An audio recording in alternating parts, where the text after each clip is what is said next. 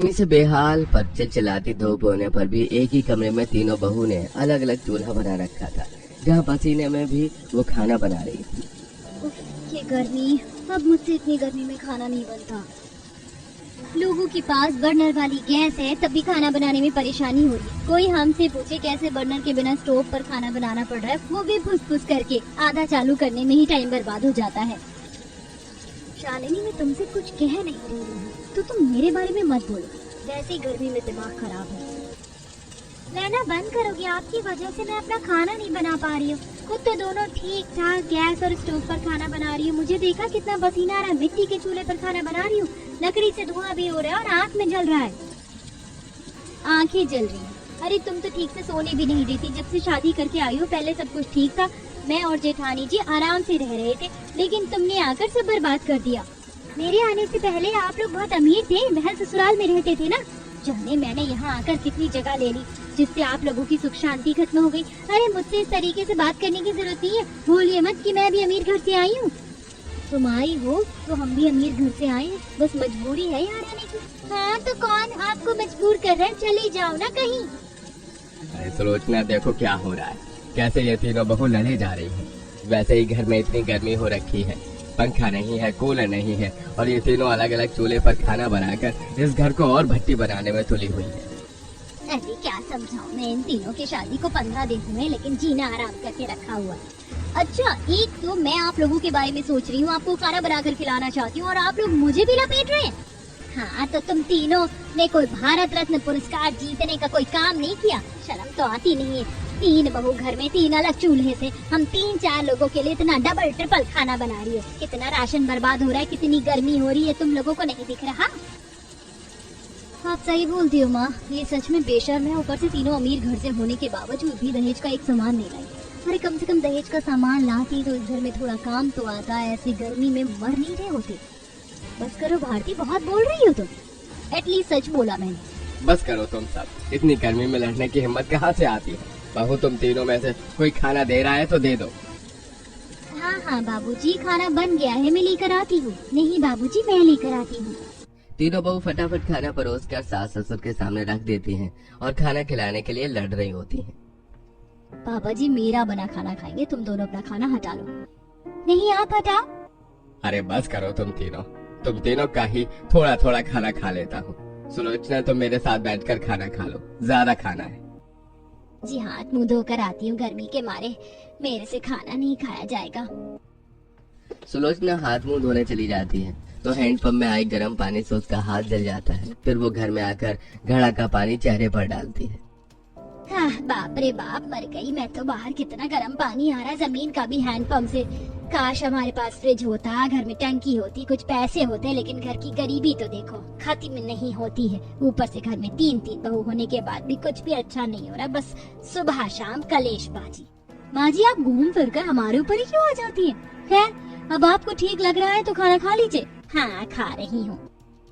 फिर सब खाना खा लेते हैं। रात को पति आ जाते हैं, सोने में फिर से कठिनाई होती है। अरे बहुत गर्मी लग रही है, ऊपर मच्छर भी हो रहे हैं। नहीं तुम थोड़ा उधर हो जाओ, और भाभी आप भी खिसक जाओ। अरे मैं आगे कहाँ जाऊँ, आगे दीवार है, वैसी हवा नहीं आ रही। एक ही घर में पंखा है, मरा मरा ऐसे चलता है। मुझे नहीं पता नैतिक, तुमसे शादी करने के बाद मैं गरीब घर में आ जाऊंगी। यहाँ तो कूलर भी नहीं है, इसी की क्या ही बात करें। भैया भाभी, वैसे बहुत गर्मी है, आप लोग सो जाओ। रात को भी आप सबको चैन नहीं है। जैसे तैसे सब सो जाते हैं। अगले दिन घर में पड़ोसन सुलेखा अपने पति के साथ अपने बेटे की शादी का कार्ड देने आती है। तब अरे सुलेखा बहन, राजीव भाई, आइए बैठिए। कैसे आना हुआ? बहू जरा 2 कप चाय बना कर लाना। अरे हमारे बेटे की शादी, इसलिए आपको कार्ड देने आए हैं। अच्छा बधाई हो। अच्छा बधाई हो। सास की बात सुन तीनों बहू अलग अलग चूल्हे पर चाय बनाकर लाते हैं तो ये देख पड़ोसन मजाक उड़ाती है।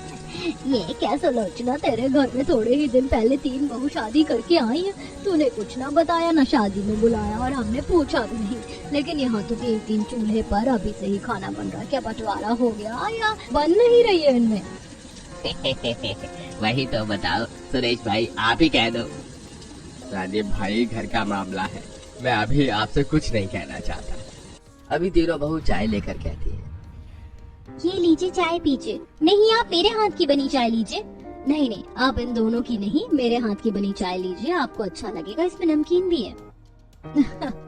देखा सुलोचना, तेरे घर का हाल, अब बता हम किसके हाथ की चाय पिए। भाई हम तो चल रहे हैं, ये चाय तुम अकेले पी लेना। वैसे भी इतनी गर्मी में हम चाय नहीं पी सकते। ये कहकर पड़ोसी लोग मजाक उड़ाकर चले जाते हैं। दरअसल पहली अमीर बहू तो दिग्विजय से यूं ही शादी करके आ गई थी, लेकिन राहुल ने शालिनी से उसके घर से भागकर शादी कर ली और तीसरा वाला इतना मासूम दिल का निकला कि आत्महत्या करती। रितिका को उसने बचा लिया और शादी करके घर ले आया। माँ बाप ने तो कुछ नहीं कहा, लेकिन शादी के कुछ ही दिनों में उनकी लड़ाई होने लगी, क्योंकि अमीर घर से होने की वजह से वो गरीब ससुराल में रह नहीं पा रही थी, लेकिन मजबूर होकर रह रही थी। वहीं तीनों घर के बेटे भी फैक्ट्री में काम करके घर का खर्च चलाने की कोशिश कर रहे थे। वक्त गुजर जाता है, आए दिन गर्मी में बुरा हाल होता है। वहीं तीनों पत्नी कभी अपने पति से लड़ती, तो कभी घर वालों से, तो कभी आपस में ही। एक शाम तीनों बहू बाजार से सामान लेने गई थी। तभी तीन बहू को प्यार से सामान लेता हुआ सुलोचना और उसकी बहू देखती है, और इसके बावजूद भी तीनों लड़ती हैं। अरे मैं लौकी की सब्जी ले रही हूँ ना कोफ्ते बनाने के लिए, तो तुम दोनों कोई दूसरी सब्जी क्यों नहीं ले रहे? मेरी नकल मत करो। अरे नकल करने के लिए आप ही बची हो क्या? आप कुछ और सब्जी ले लो, मुझे तो यही बनानी है। रितिका तुम शिमला मिर्च ले लो, नहीं तो आलू खरीद लो। अरे मैं हमेशा ही क्यों सैक्रिफाइस करूँ? छोटी हूँ तो आप दोनों मुझे ही बोलोगे, कभी खुद बड़प्पन भी दिखा दिया करो। तीनों बीच बाजार में लड़ने लग जाती हैं। आते जाते लोग उन्हें देख रहे होते हैं। तभी सुलोचना उन तीनों को घर लाकर सुनाने लगती है। कब सुधरोगी तुम तीनों, मुझे ये बता दो। देखा था ना बाजार में तीन बहू कैसे प्यार से सामान ले रही थी, और खुद को देखो कैसे कुत्ते बिल्ली की तरह लड़ रही थी। जब से शादी करके आई हो मेरे घर की सुख समृद्धि शांति भंग कर दी है। इससे अच्छा तो हम पहले ही गरीबी में रोटी बनाकर खा रहे थे, तुम्हारे आने के बाद भी सब बर्बाद हो रहा है। डबल राशन जाता है, मेरे बच्चों के पैसे लगते हैं। अगर यही पैसे बच जाते तो अब तक कूलर आ जाता घर में। वैसे तुम हाय गर्मी करती रहती हो, लेकिन तुमने घर के लिए अभी तक किया ही क्या है? अरे तुम तो पढ़ी लिखी गंवार हो, एक रसोई में मिलकर खाना नहीं बना सकती। सास की ये बात सुन तीनों बहू की बोलती बंद हो जाती है। अगले दिन घर में उनसे कोई बात नहीं करता, तब अकेले में तीनों बहू। सच में अब तो सर से पसीना बहते बहते पैरों तक आ गया है। माँ जी ने कल हम तीनों को सही डांटा है। हमने पैसे तो बहुत बर्बाद किए, लेकिन अब पैसे बचाने के लिए और कमाने के लिए क्या करें? दीदी ऐसा कुछ काम करते जो हमारी पढ़ाई लिखाई नॉलेज काम आए। मुझे समझ आ गया हमें क्या करना चाहिए। बड़ी दीदी ट्यूशन पढ़ा लेंगी, मुझे फॉर्म वगैरह ऑनलाइन डॉक्यूमेंट के काम अच्छे से आते हैं, मैं वो करूंगी। और तुम कंप्यूटर क्लास दे दो बच्चों को, हर महीने 500 रुपए फीस। हाँ, इससे हमारे घर वाले भी खुश हो जाएंगे और धीरे धीरे हम अपना घर बनवा लेंगे और एसी कूलर भी ले आएंगे, साथ में चूल्हा भी एक ही रखेंगे। हाँ बिल्कुल। तब से तीनों बहू प्यार से घर में काम करने लगती हैं। बाकी के 2 चूल्हे हटा देती हैं। साथ ही थोड़ा लोन लेकर रितिका 3-4 कंप्यूटर ले आती है, जहां आसपास के बच्चों को पर्चा बांटा जाता है। कंप्यूटर और कोचिंग क्लास के लिए दोनों बहू ट्यूशन पढ़ाती हैं, एक कंप्यूटर का और एक सब्जेक्ट का। बाकी तीसरी बहू घर के एक कोने में साइबर कैफे का काम खोल लेती है। लोगों के ऑनलाइन डॉक्यूमेंट भर के पैसे भेजकर और आधार कार्ड का काम करवाकर धीरे धीरे घर की आर्थिक स्थिति को बेहतर करने में मदद करती है। और 3 महीने में ही वो घर में EMI पर एक एसी ले आती है, जिससे पूरे घर में एसी की ठंडी हवा बहती है। साथ ही अब उनके ट्यूशन के बैच भी बहुत ज्यादा होते हैं, कंप्यूटर का लोन भी उतार देती है और घर में मॉडर्न रसोई भी बन जाती है। एक दिन अरे वाह, जैसे ही तुम तीनों की अकल पलटी इस घर की काया पलट गई। देखो तो अब तो हमारी रसोई भी बहुत अच्छी हो गई और घर में गर्मी की दिक्कत भी नहीं है। और माँ जी ये सब आपकी उस दिन की डांट की वजह से हुआ है, तभी हम संभल पाए। और अभी तो देखना आप, हम इसका ऊपर का फ्लोर बनाएंगे और फ्रिज भी लेकर आएंगे। हाँ बिल्कुल बच्चों। इस तरह तीनों अमीर बहू अपने गरीब ससुराल को बेहतर कर देती हैं और वहाँ खुशी खुशी रहने लगती हैं। कितना समय लगाएगी बहू? यहाँ सब खाने का इंतजार कर रहे हैं। बस माँ जी आ गई। कंचन हाथ में कांच का कटोरा लिए डाइनिंग टेबल की तरफ बढ़ रही होती है, तभी उसके हाथ से कांच का कटोरा छूट जाता है। हे भगवान, इसने ये क्या किया? पहली रसोई में ही सत्यानाश कर दिया। अब तो माँ जी के तांडव से कंचन को कोई नहीं बचा सकता। देखा नहीं था कल कैसे दीदी को एक गिलास पलटने पर सुना रही थी, जबकि वो टूटा भी नहीं था। क्या बात है बहू, मैंने अपनी कांच की रसोई का सत्यानाश करवाने के लिए तुझे अपने घर की बहू बनाया है? खा लिया खाना, भर गया पेट और हो गई आपके कांच के महल को ढाने की तैयारी। सीमा और मधु डरे हुए थे। वहीं कुंती लगातार कंचन को खरी-खोटी सुना रही थी। आखिर कांच की रसोई के लिए कुंती का इतना प्यार क्यों? जो कुंती एक कटोरे के टूट जाने पर इतना भड़क क्यों रही थी? इसे जानने के लिए हमें कहानी में पीछे चलना होगा। दीनानाथ अपनी 3 बेटी सीमा, कंचन और मधु के साथ रहता था। दीनानाथ की पत्नी सावित्री की एक बीमारी के कारण कई साल पहले ही मौत हो चुकी थी। दीनानाथ की तीनों बेटियों के लिए एक ही घर से रिश्ता आता है।